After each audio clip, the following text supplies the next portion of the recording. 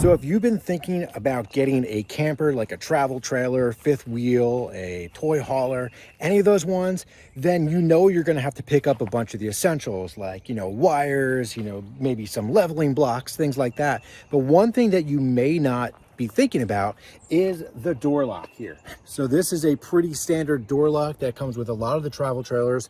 And while yes, it locks, one of the big problems is you can pretty easily pick it or get keys that work just in a lot of different variations of this lock, making it really not safe. So what do? The best option is picking up something like this here, the Carmtek RV door lock, which will fit right in the same place where the current lock is, but it's going to give you the option for keyless entry with this 10-digit keypad, as well as traditional keys and 2 fobs. So this is really great because you can make it 100% secure using your own keypad and your own combination that nobody else is going to be able to use and set up. And it should be a very straightforward install, which I'm going to give you a highlight of how that goes. So this is the version 2 of this door lock, and you can see right here, so that is what's going to be coming out. It looks like they probably had something because we bought this trailer used, so it looks like they had some type of other lock here and just replaced it with this one. And you can see pretty much we're just going to unscrew it. It should pop out, and then we put the other one right in its place. So if we're looking at some of the features here, we have the wireless remote control. It's heavy duty construction, weather resistant, a backlit keypad, which is really nice. You can see it at nighttime, along with pretty much 10-minute easy installation and unique mechanical keys. So let's go ahead and see what comes in the box here. So we have our strike plate and our screws there. We're going to need user manual for getting started, warranty guide. This looks like the weatherproof foam that you're going to use, pre-cut out. Some batteries, love that. Having the batteries, don't got to go look for things. All right, so took it out of that plastic there so you can see all the pieces. That's going to open up. You have access to the traditional mechanical key. You have your pad here, so it's not going to do anything because I don't have batteries in yet, but everything else should be pretty easy and straightforward to go. I will say that it does feel really heavy duty. The back side of this looks just like the other lock that we see currently in there, so working the same way. Possibly that looks like a little speaker. And then attached to it, we have 4 mechanical keys, which is great. Love having 4. But then 2 of the fobs, which you can just, connect anywhere you need and easily get inside there. So yes, it looks pretty straightforward and should be really easy to do. Just a few screws to undo from here, as well as a few screws actually in the unit itself that's in the travel trailer. So let's go ahead, get out some basic tools, should really just be a screwdriver, and see how well it goes. So today we're going to install the Carmtek lock here. Now, again, this is a digital keypad lock. Also comes with those fobs as well as a manual key. So it says on the box you could do this in 10 minutes. Now, I have done another lock in the past and it did not take long, but we're going to see how this one goes.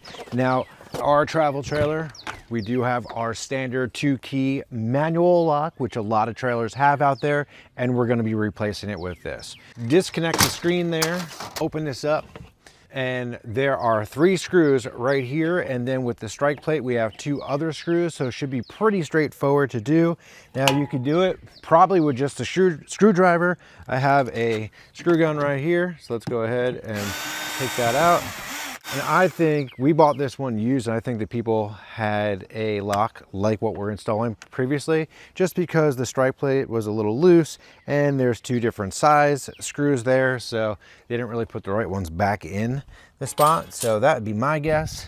And the other giveaway is there looks like there's 4 screw spots for this normal lock. So yeah, they were just missing a few things, not a big deal, but really important to switch these out, like I said, because there are just essentially like skeleton keys out there that could really unlock all of these, and that is just not secure.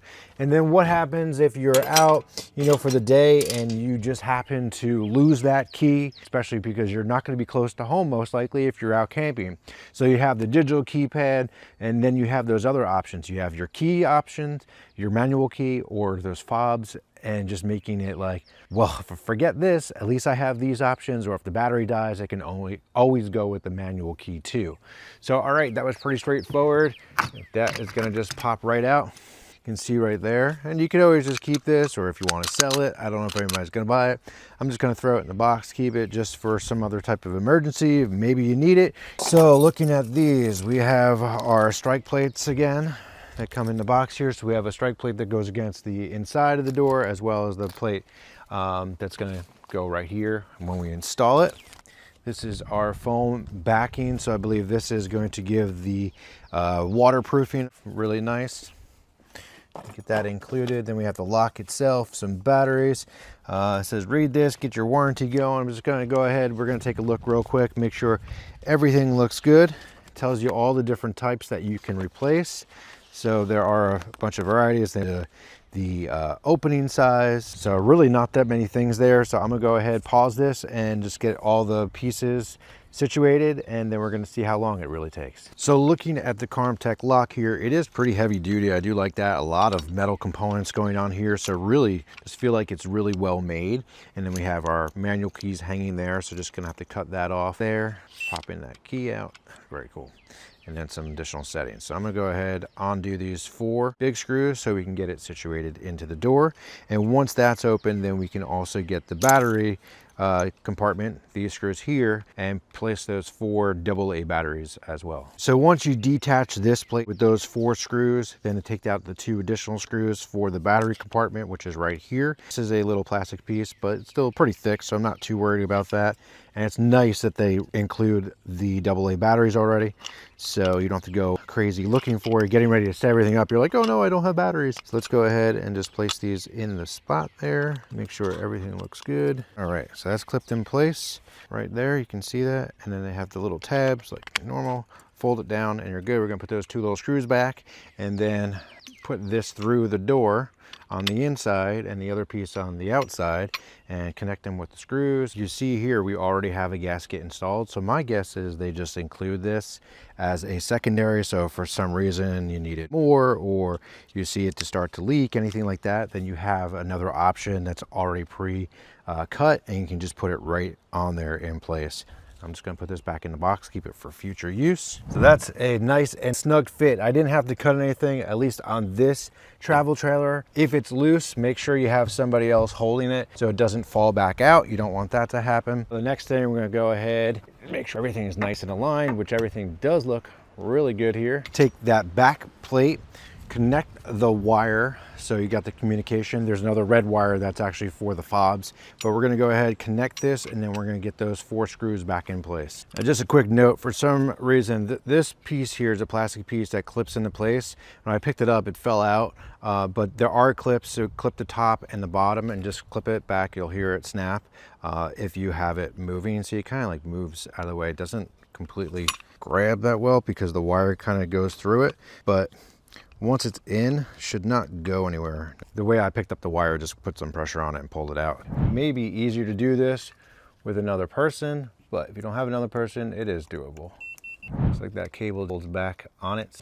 Be my guess. And the ribbon cable is a little fun to deal with, not a big deal, but just something to keep in mind when you're doing it. All right, I got 1 in there. All right, now I got 1, it's not gonna go anywhere. So I got 1 all set. And then that other little red wire was sticking out. So you just gotta put the stuff right behind it and it should be good. All right, one of the other screws all lined up. There's another one right in place there. What's happening here is I'm getting that cable, it's kind of like in the way a little bit of the screw. So just getting it out of the way, make sure we're not snap it or anything, or if I made that side too tight. No trouble, just grab it. And I think I may use a piece of electrical tape just to hold that ribbon wire down. Only because that connector seems to be moving every time I put it up there.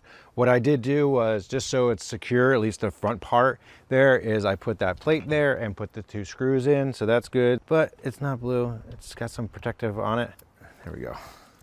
But it doesn't want to stay there. So that's fun. Wish there was a little bit more room for this little ribbon cable to hang out in. You can see there's a little channel right there. So I'm gonna go ahead, I'm gonna get some electrical tape. We're just going to tape that down.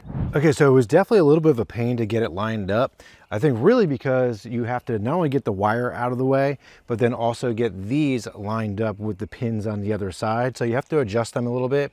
And then once you're there, then you got to kind of like squeeze it and put the one screw in to hold it. Now I do see right here, there's another one of that other red wire that is for the key fobs. I still got to push something in there just to get it out of the way, just enough. Let's see if I can just get it like that. It's like right in the way of the screw. I really wish there was some type of hole or something where those wires could go instead of kind of flatten it, because every time I would flatten it, it feels like it just wanted to go in the way of the hole. So now after a few trips, what do we think about the Carmtek digital keypad lock? Well, we absolutely love it. It works great. You give it a good pull, it locks in place. And what we did was when we were leaving the campground, we would go ahead and lock it just with the keypad, made it nice and easy. And if we were going away for a long amount of time, then I would use the manual key to also lock the handle lock, just adding that sense of security. And it was really nice because the remote, I had it on my keychain when we were just walking around the campground or just going out to one of the local shops or something and coming right back. I could quickly unlock it or lock it, and every time it worked perfectly. Inside, it was also nice and easy to set. Just flip the latch down and the locks were in place for overnight with that added protection. So having the key, the digital remotes, as well as the numeric keypad on it makes it so easy to use. So you have that backup safety with the key just in case the batteries fail.